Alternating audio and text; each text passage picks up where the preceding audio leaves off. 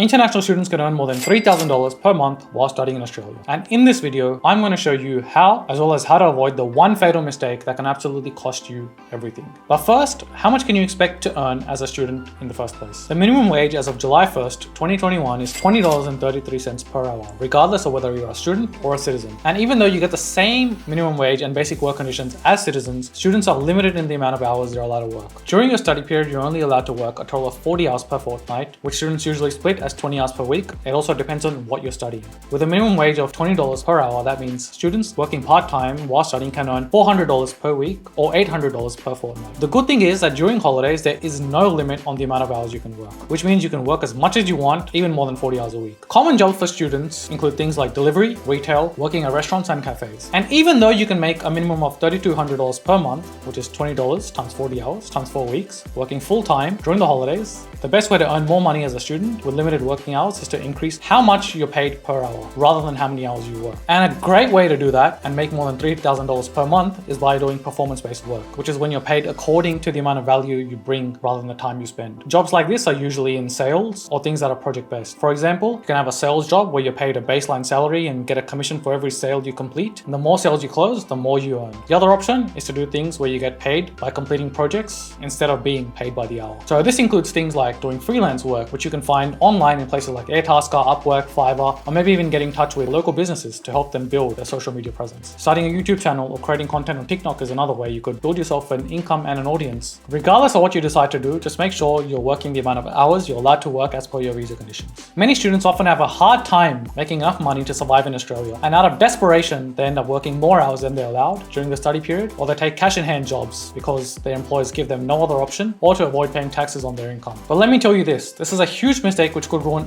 all your hard work which you've done just to get to this point. And if you're caught working illegally, you could be fined up to $10,000, have your visa cancelled, and you may be forced to leave Australia. So how much money do you actually need per year to live in Australia?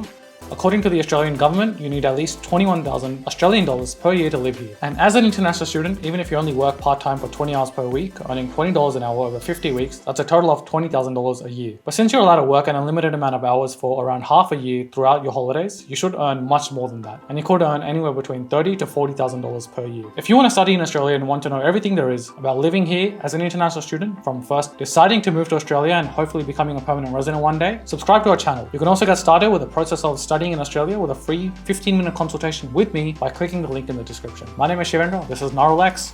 Keep watching.